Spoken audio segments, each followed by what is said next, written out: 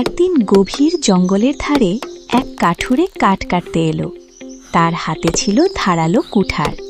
সে একটা বড় গাছ কেটে দুই ভাগ করছিল।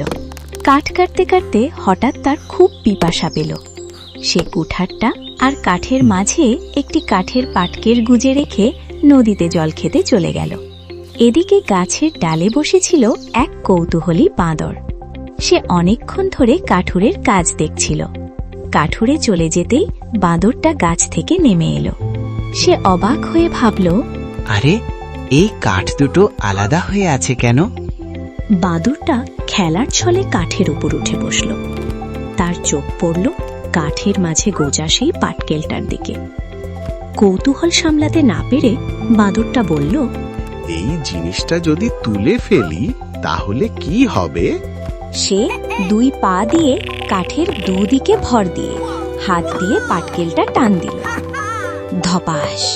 পাটকেলটা বেরিয়ে যেতেই কাঠের দুই অংশ হঠাৎ জোড়া লেগে গেল, আর বাঁদরের লেজ মাঝখানে আটকে গেল।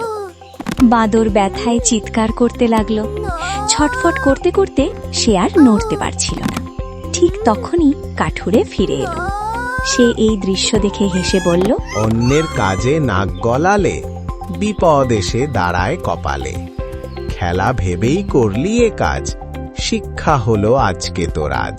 কাঠুরে বাঁদরটাকে ছেড়ে দিল, আর বাঁদর লেজে ব্যথা নিয়ে লজ্জায় জঙ্গলের ভেতর পালিয়ে গেল।